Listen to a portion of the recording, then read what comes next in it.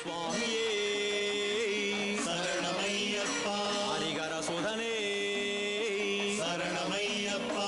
அச்சங்கோவில் அரசே சரணமையப்பா. அன்னதான பிரபுவே சரணமையப்பா. அழுதமலை ஏற்றமே சரணமையப்பா. அழுதமலை இரக்கமே சரணமையப்பா.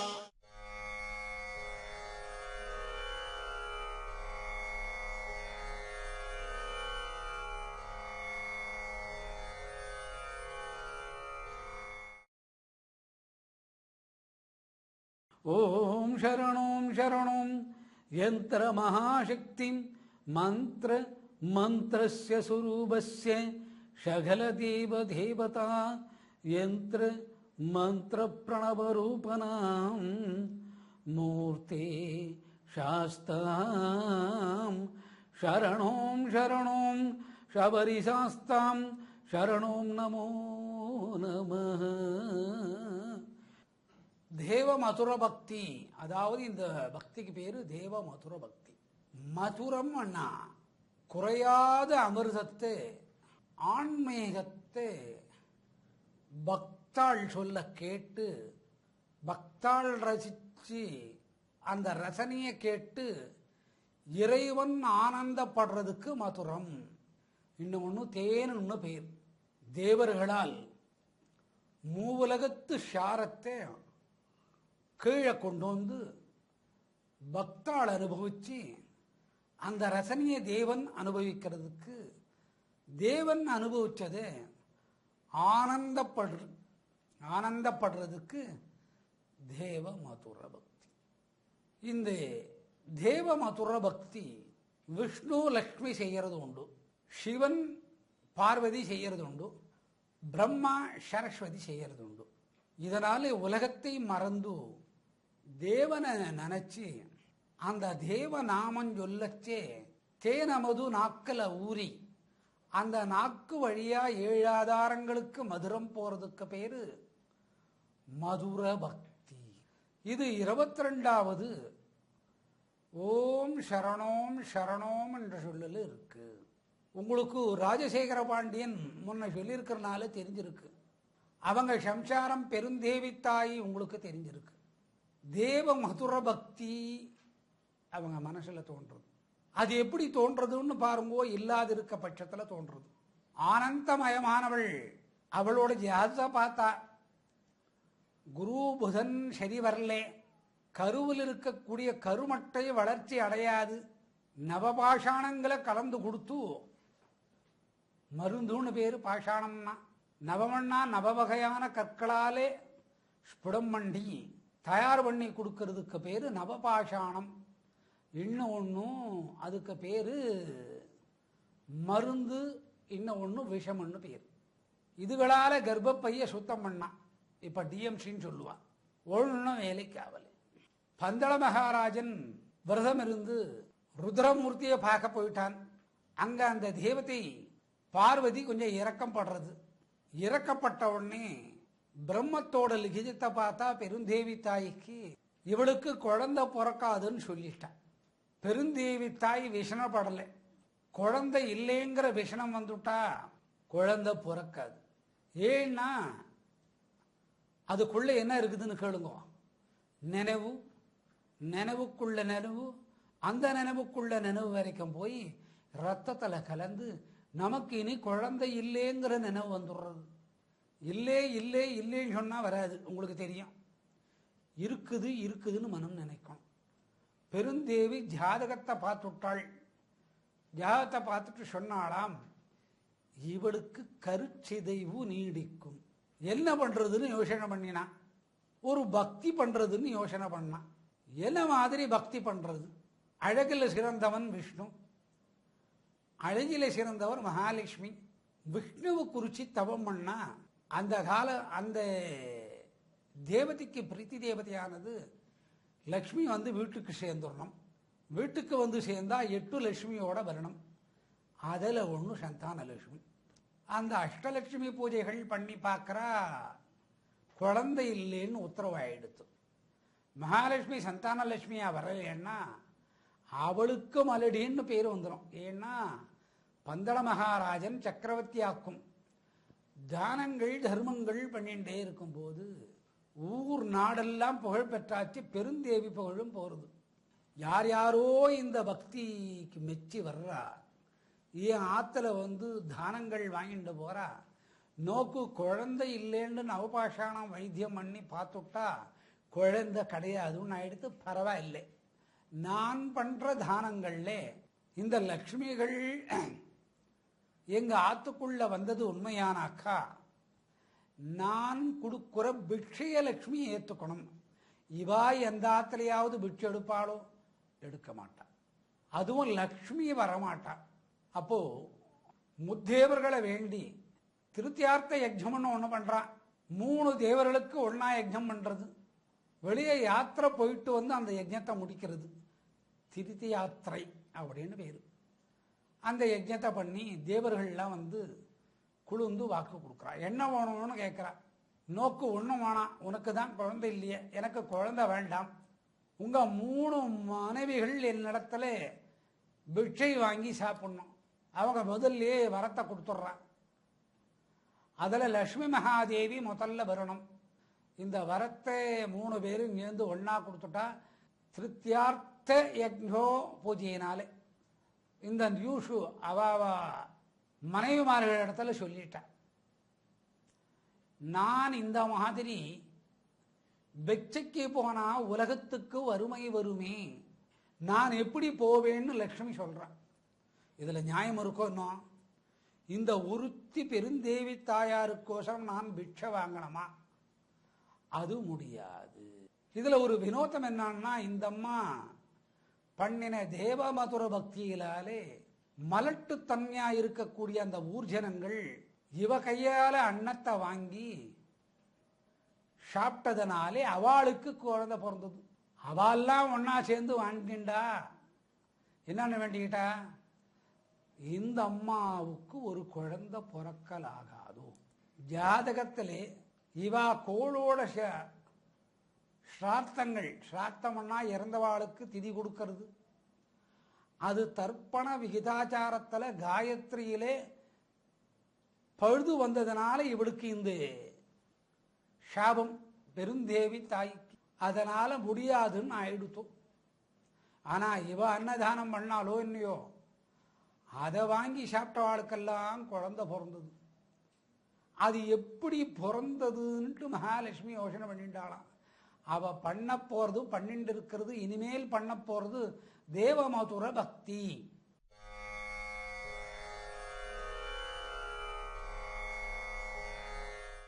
இது ஆராய்ச்சி பண்ணிட்டு இருக்கச்சே ஒரு யோசனை வருது. தேவமதுர பக்தி இருக்குமோ? இவளோட கையால ஆகாரத்தை வாங்கி சாப்பிட்றவாளுக்கெல்லாம் குழந்தை பிறக்கிறதே, இது எப்படி? சந்தால லட்சுமி நகர் உலா வர்றா. அதுக்கு அடுத்த நாள் தானம் பண்ண போறா பெருந்தேவி தாய். தானம் வாங்கினவங்க, தானம் வாங்கி குழந்தை பெற்றவங்க எல்லார் வீட்லயே பார்த்தா சந்தான லட்சுமியை வச்சு பூஜை பண்ணிட்டு இருக்கா. வந்துட்டே இருந்தா ஒரு ஆத்துக்குள்ள போய் நுழையிறா இந்த மகாலட்சுமி. அவ கண்டீர் விட்டு அழகா அழுதுண்டே இருக்கிறா. அவ அழைய பார்த்த உடனே மகாலட்சுமிக்கு அழக வந்துடுத்து. அவளை போய் என்னத்துக்கு அழகணும் கேட்கறதுக்கு இவளால முடியல, இவனு அழறா. தங்கத்துல ஒரு வாழ் கொண்டு வச்சா அந்த அம்மா. இதோ பார், உனக்கும் எனக்கும் ஆச்சு, என்ன சொல்ற இப்போ? அந்த சிலை கிட்ட கேட்கிறா. நாளைக்கு நான் போறேன், அந்த அம்மாவுக்கு வேண்டியது நடக்கலைன்னா என் குழந்தைய உன்னோட சன்னிதானத்தில் வச்சு 2ஆ வெட்டிடுவேன்னு விட்டா. இதனாலா இந்த மாதிரி ஒரு பிரச்சனை வந்துடுத்து. இந்த வீட்டை விட்டு நம்ம போக முடியாது. பெருந்தேவி தாய்க்கு இவ்வளோ செல்வம் இருக்கு, அந்த அம்மா நம்ம வீட்டுக்காரனை கும்பிட்டு இருக்கிறா, இப்ப என்ன பண்றது? அந்த வாளால வெட்டிடுவேன்னு சொன்னாலே அந்த அம்மா அந்நாள் சாயந்தரம் வந்து, தாயே நீ வருத்தப்படாதே, நாளைக்கு காலையிலே அந்த அம்மா கையால் எல்லாருக்கும் தானம் கொடுக்க போறான். முன்னாள் சாயந்தரம் வந்து சொல்லுது, நன்னா வேண்டிக்கோ உனக்கு நடக்கும். இல்லடி நடக்காதுன்னு சொன்னா, என்ன வேண்டிக்கிறதுன்னு இந்த அம்மா யோசனை பண்ணா. நைட்டெல்லாம் தூக்கம் வரலை. காலம்பர ஒரு 4 மணி இருக்கும், அசந்து தூக்கம் வரும். தூக்கம் வர்ற நேரத்தில் அப்படி கண் அசந்தாளாம். அந்த அம்மா ஒன்று வந்து சொல்லிட்டு போச்சு பாரு, அது இந்த அம்மா மேலே சத்தியம் பண்ணி, இந்த நகரத்தில் வாழ்கிற அம்மா, உன் கைக்கு கட்டாயமாக குழந்தை வரும், நன்னா வேண்டிக்கோ, இது என்னோட மகாலட்சுமி மேலே சத்தியம்னு சொல்லிட்டு ஓட்ட விட்டு போயிடுத்து. 4 மணிக்கு யாரோ வந்து சொன்னாலே, என்னது இது, என்ன வேண்டிக்கிறது? சூரிய உதய காலம். அந்த அம்மாவுக்கு கிருன்னு ஒரு யோசனை வந்தது. மகாவிஷ்ணு, இத்தனை பேருக்கு என் கையால் கொடுத்தேன், நான் ஒரு மலடி, இவாளுக்கெல்லாம் குழந்தை பருந்துருத்தோ, ஒரு பொன் வந்து இந்த மாதிரி வேண்டிக்க சொல்றா, அப்படி வேண்டினா நடக்குமா? மகாவிஷ்ணுவை பார்த்து வேண்டின்றாளா, தேவ சக்தி உள்ள ஒரு குழந்தை நான் தொட்டிலிட்டு ஆட்டி தாலாட்டு பாடணும்னு வேண்டினதான், எனக்கு பிறக்கணும்னு வேண்டிக்கல, இதுக்கு நீ அருள் புரிவியாக. உடனே முதுகுல ஒரு தட்டு தட்டினார் மகாவிஷ்ணு. யார் முதுவிலே? பெருந்தேவி தாயார் முதுவல் இல்லை, அது அடுத்தவன் சம்சாரம். இது தட்டினது மகாலட்சுமிக்கு தட்டி, அடிப்பாவி பார், எப்படியோ இவளுக்கு ஒரு குழந்தை பிறந்துடணும், நடக்காது, தொட்டில் ஆட்டணும்னு சொல்லிட்டா. அவ பண்றது மதுரை பக்தி, தேவ மதுரை பக்தி.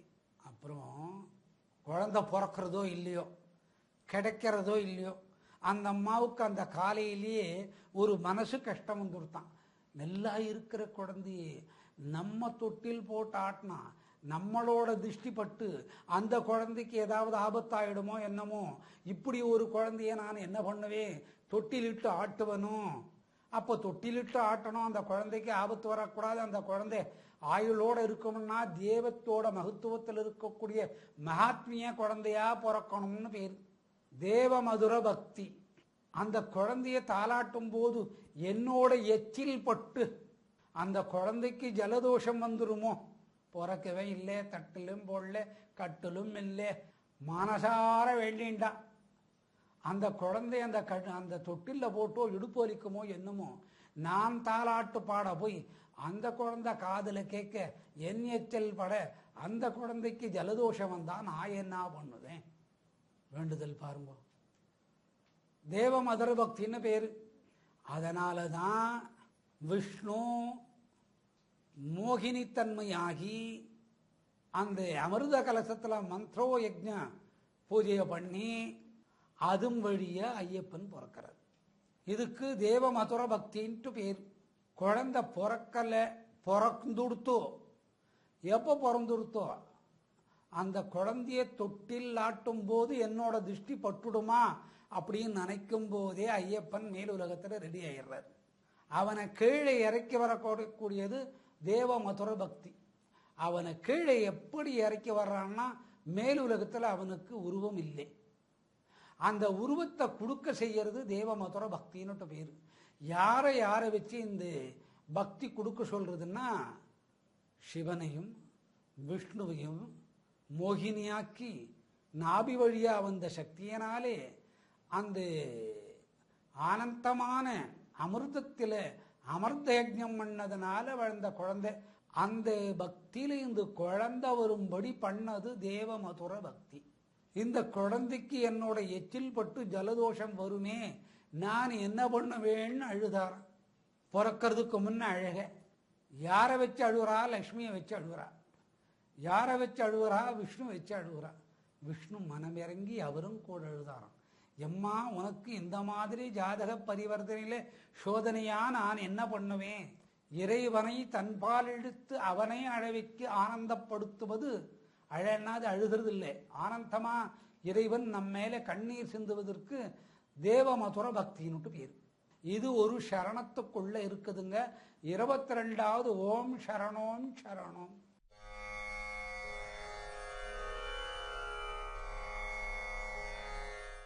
தெய்வம் இல்லை, தெய்வத்தை பார்க்கலே, குழந்தை பிறக்கலே, மலடின்னு பேர் எடுத்தாச்சு. மலடி கொடுத்த தானத்தினால குழந்தைகள் பிறந்தது. அந்த குழந்தைகள் பெற்றெடுத்த தாயெல்லாம் வேண்டிக்கிறாங்க. இது சொர்க்கலோகம் வரைக்கும் போகிறது, 3 லோகங்கள் போகிறது, தேவலோகம் போகிறது, இந்திரபட்னம் போகிறது. யார் வேண்டினது? மக்கள் மகாராணிக்கோசரம் வேண்டிக்கிறது. அப்ப மகாராணி செய்த மகா தத்துவம் எப்படி இருக்கணும்? மகாராணி பொய்யானவளா இருந்து மகாஜனங்கள் வேண்டிக்கிற வேண்டுதல் பாழா போயிடுமாக்கும். ஒரு குழந்தைய நான் தானம் பண்றேன், விஷமும் கொடுக்காத தங்கவாளால வெட்டிடுவேன்னு சொன்னா அந்த பெருந்தேவியோட பக்தி எப்படி இருக்கணும்னு நம்ம யோசிக்கிறோம். ஒரு பெண்ணாலத்தான் முடியும். அந்த பெண்ணுக்கு தான் கிரகதேவதைன்னு பேரு. அவ மனசு குளிரணும். மனம் குளிர்ந்தாத்தான் மதுர பக்தி வேலை செய்யும். இந்த மதுர பக்திக்கு அத்தனை சூரியகாந்த சக்தி. இந்த குழந்தை இப்படியெல்லாம் பிறந்து இப்படியெல்லாம் பார்த்துட்டா அந்த குழந்தைய நாம் பிரிஞ்சிருக்கக்கூடிய மனோதைரியம் எனக்கு கொடுக்கணும். இந்த வேண்டுதல் தான் சிவனுக்கும் மாலவனான விஷ்ணு மோகினிக்கும் அந்த கலசத்தில் இருக்கக்கூடிய அந்த அவர்தய ஞோபவ சக்தியினாலே இந்த ஐயப்பன் பிறந்தார். கிடைக்கணும்னு வேண்டிண்டா. இது தேவ மதுர பக்தி. இப்ப குழந்தை அரச மரம் ஆலமரத்துக்கிட்ட கிடைச்சது. அதனால்தான் அரச மரம் ஆலமரம் சுத்தி வருவா. பிரம்மன் விஷ்ணு சிவன் எல்லாம் ஒன்னா தபஸ் பண்ற இடம், பிராணவாயு சீரா ஓடக்கூடிய இடம், கர்ப்பத்தில் இருக்கக்கூடிய கர்ப்ப நோயை தீர்க்கிற இடம். அதனால தான் அங்க பந்தளனை ஐயப்பன் அங்க இருந்தார். பந்தள மகாராஜா கிட்ட கொடுக்குறான். இப்போ குழந்தை எப்படியோ அரண்மனைக்கு வர்ற மாதிரி ஆயிடுத்து. அந்த அம்மா ரொம்ப சந்தோஷப்பட்டுட்டா. பெருந்தேவி தாயாருக்கு முகமெல்லாம் தங்க விக்கிரகம் மாதிரி ஆயிடுத்து. இதை நான் ஏத்துக்க முடியாது. ஏதோ இடத்துல கண்டெடுத்து வந்த குழந்தையாம், நான் ஒத்துக்க மாட்டேன். எடு கத்திய கத்தி எடுத்து நோக்கனா வெட்ட போனா, அடிச்சண்டாளி இந்த குழந்தையை வெட்டிடாதே, எம் மனைவி பேரு போயிடும். நான் தான் மோகினி அவதாரத்தில் பெத்தெடுத்து அவனுக்கு கொடுத்திருக்கிறேன். அவன் மதுர பக்தியில பிறந்தவன், தேவர்கள் வழியா பிறந்தவன், தேவர்கள் அவனுக்கு அம்மா அப்பா. ஓஹோ, இந்த குழந்தைய கையில வாங்கிக்கொடின்னு அந்த அம்மா குழந்தைய கையில கொடுத்தாளாம். அது அந்த அம்மாவை பார்த்து சிரிச்சே, நான் தேவர்களுக்கு மூவர்களுக்கும் சக்தியா இருக்கக்கூடிய குழந்தையா இவங்க கைக்கு கிடைச்சிருக்கேன். நான் ஒரு மகா சன்னியாசி, உனக்கு ஞானத்தை கொடுக்கிறேன். உனக்கு எப்போ எப்படி எந்தெந்த காலத்துல ஞானம் வரும்னு அருள் பண்ணாராம். நீ எனக்கு ஒரு சத்தியம் பண்ணி கொடுன்னு இவரு கேட்டாராம். யாரு? நம்ம வீட்டு ஐயப்பன் தான். என்னான்னு கேட்டாங்களாம். ஒண்ணுமில்லை, உன் குழந்தைய கொல்ல மாட்டேன். இந்த குழந்தை பேசுறது யாருக்குமே தெரியல. யார் பேசுறது? சாஸ்தா. எப்படி நீ என்ன விஷயம், நம்ம 2 பேருக்குள்ள ஒரு அக்ரிமெண்ட் போட்டுக்கலாம். நீ யாரு? இந்த அம்மா பண்ண தேவமதுர பக்தியில நான் வந்தேன். இந்த தேவமதுர பக்தியில வர்றதுக்கு குருவையும் புதனையும் கட்டி வச்சிருக்கேன். இந்த குரு புதன் அவங்க ஜாதகத்துல சரியிருந்தா குழந்தை பிறந்திருக்கும். அந்த குழந்தை இந்த புவிய ஆளாது. இந்த புவிய ஆளணும்னா தேவமதுர பக்தியில ஒரு குழந்தை பிறந்து அதுக்கு ஒரு தம்பி நிஜ குழந்தை இவங்க வயிற்றுல பிறக்கும், அதுதான் ஆளும்னு சொல்லிச்சான். பேச முடியாத பச்சை குழந்தை பேசினது. அந்த அம்மா சாந்தமாயிட்டா. இது தேவமதுர பக்தியில வந்தேன். அந்த அம்மா வெற்றதை விட்டுடுச்சு. அந்த மந்திரம் வில் வாழ் வேல் கத்தி மந்திர சுரூபமாய் இருந்தது ஐயப்பன் இடத்துல. அந்த மாதிரி உடல் அவயங்கள் எல்லாம் பெற்றுண்டுதான் பிறந்தவர் மணிகண்டன். அந்த சொரூபஷேன்னு பேர். எல்லா தேவதையும் தேவர்களும் யந்திரத்துக்குள்ள அடங்கி மந்திரத்தை பிராணனா ஐயப்பன் மூச்சு காத்துல இருந்தாளாம். அதனாலதான் அவருக்கு மணிகண்டன். அந்த மாதிரி பிறக்கிற குழந்தைகள்லாம் சிலது இருக்காது. அந்த சிவனார் ஓடியாந்து அழகால விஷத்தை கொடுத்துட்டான், அதை முழுங்கிட்டேன். அதை எப்படி பண்றது? தரையில துப்பனா உலகம் அழிஞ்சு போகும். இது தாங்கிற சக்தி யாருக்கு இருக்குது? மணிகண்டனுக்கு இருக்குது. அதை எடுத்து உன் கழுத்துல போட்டுட்டேன். இதுக்கு மணிகண்டன் பேரு. மணிகண்டன்னா அந்த விஷத்தை வாங்கிக்கிட்டு அதை மணியா வைபவமா போட்டுண்டு வர்றவனுக்கு தேவமதுர பக்தி இருக்கிறவனால் தான் முடியும். பாருங்க, ஒரு பெண்ணு நினைச்சா இத்தனை விஷயங்கள் பண்றா ஒரு பொம்மநாட்டி. அந்த மந்திரத்துக்குள்ள பிரணவமா 3 தேவிகளோட பிராணசக்தி தான் தேவமதுர பக்தி. ஹார்ட் பீட், பெண்ணோட ஹார்ட் பீட் தான் குழந்தைக்கு சேருது. பெண்ணோட ரத்தத்தோட மகாசக்தி தான் பெண்ணுக்கு சேருது. சாதாரணமா நடக்கக்கூடிய ஒரு விஷயம் இல்லை. இது என்னென்ன பண்ணுது பாருங்க. ஒரு ஜாதகத்தில் குழந்தை இல்லாத கேச 3 தேவியோட பிராணத்தை மந்திரமா மாத்தி தேவ மதுர பக்திக்குள்ள இணைச்சே அந்த பைக்குள்ள அனுப்புது. அப்ப குழந்தை உண்டாக்கிறது. அந்த குழந்தைக்கு ஏன் தேவ மந்திர பிராணசக்தி கொடுக்கணும்னா அது ஆயுசில் இருக்குது. அது ஆயுசை வளர்த்துறது, ஆயுள் நல்லா. அந்த மந்திர பிரணவம் ஆயுள் வளர்க்கறதோட ஆரோக்கியத்தை கொடுக்குது. ஆரோக்கியத்தை கொடுக்கறதோட அதுவே மருந்தாகுது. அந்த மருத்து என்ன சக்தி? நவபாஷாணத்தோட சக்தி. நவபாஷாணம் என்னன்னா 9 வேர்களால சித்தரிக்கப்பட்ட ஒரு கல்லாக்கப்பட்ட விஷயம். வேறு கல்லாகுமா? வேறு கல்லாகும். இந்த வாசியை விட்டு எரிஞ்சாலே 7 கோணமா படுத்துட்டு இருந்துதான். அது மேலே 7 மரங்கள் வளைஞ்சிருந்ததான். அந்த பாம்பே கல்லு மாதிரி இருந்ததான். அதுதான் நவரசத்துல உண்டான பிண்டத்துல தான் பழனி முருகன் இருக்கிறார். அந்த மாதிரி ஆயுள் ரேகையை கூட்டி அந்த குழந்தைக்கு வியாதி வராத தன்மை கொடுக்குது. அந்த பெண்ணை சுத்தி வர்றவாளுக்கு கர்ப்பதோஷம் நீங்குது. அந்த குழந்தை கல்வி கேள்வியில ஞானம் வருது. இந்த கல்வி கேள்வி ஞானம் என்னன்னா பிற்காலத்துல தேவமதுர பக்தியினால சன்னியாசி ஆகுது. தேவமதுர பக்தியில சன்னியாசி ஆனா அதுக்கு என்ன பலன்னு கேட்டா, அந்த வீட்டில் மலட்டுத்தன்மை இல்லாத அடுத்து ஒரு குழந்தை ஆண் குழந்தையா அந்த சொந்த தாய்க்கு பிறக்கிறது. அது கல்வி கேள்வியில நல்லா வருது. இப்போ சக்கரவர்த்திங்கிற புகழ் அந்த அரசன் இருக்கிற காலம் வரைக்கும் மறையலை. அதே மாதிரி சராசரி குடும்பத்தில் செல்வம் பெருகி அது அழியாதுன்னு பொருள். தாய்க்கு உடல் கூற்று போக்குவரத்தெல்லாம் சரியாகுதுன்னு பொருள். தந்தையோட கீர்த்தி வளருதுன்னு பொருள். தனக்கு பின்னால பிறக்கக்கூடிய தம்பி அதை பரிபாலனம் பண்றான்னு பேரு. அந்த தம்பிக்கு கல்யாணமாகி அவனுக்கும் ஒரு குழந்தை பிறக்கிறது. ஐயப்பன் மறையில உக்காந்துட்டான். அது தேவ மதுர பக்தின்னு பேரு. இன்னைக்கு நமக்கு எல்லாருக்கும் அந்த குழந்தை என்னமா கிடைச்சிருக்குது? மணிகண்ட கிடைச்சிருக்குது. அதை யாருமே வளர்ப்பு தாய்கிட்ட இருந்து பிரிஞ்சு வந்த குழந்தைன்னு சொல்றது இல்லை, பிறக்காத குழந்தைன்னு சொல்றது இல்லை.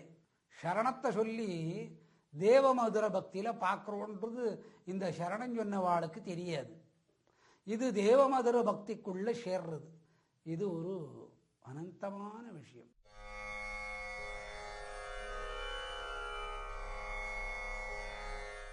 மதுரம்னா ஒன்று அழகு, மதுரம்னா இன்னொன்று இனிமை, மதுரம்னா இன்னொன்று அழகுக்கு மேல கூண்ண அழகு, மதுரம்னா இன்னொன்று தேன் அப்படின்னு அர்த்தம். இந்த மதுரத்தினால என்ன வரும்? கல்வி கேள்விகள் நல்லா வரும். படிக்காத குழந்தைங்க நல்லா படிக்கும். இப்போ டாக்டரில் படிக்கச்சே ஒரு பேப்பர் தாண்ட முடியாது, அது தாண்டிடுவான். இப்போ வழக்கறிஞர் ஒருத்தர் இருக்கிறார், அவருக்கு அவங்க பாசகம் சண்டை வந்தால் அந்த பேப்பரை கொடுக்கவே மாட்டார்.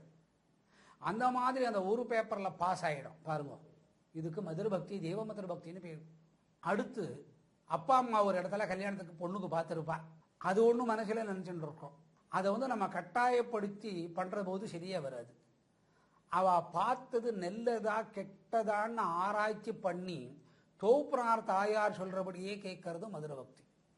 அப்புறம் கடன்ல வீடு வாங்கிடுறா. அந்த கடன் அடைக்க முடியல, வேலை போடுது. வேலையும் இல்லை, கடனும் இருக்கு, வீடு ஏலத்துக்கு வருது. அந்த மாதிரி விஷயங்கள் இந்த மதுர பக்தியால சரியா வரும். இத்தனை பலன்கள் இந்த தேவ மதுர பக்தியில் இருக்குது. இப்ப நம்ம அடுத்த பக்தி 23வது பக்திக்கு போறோம்.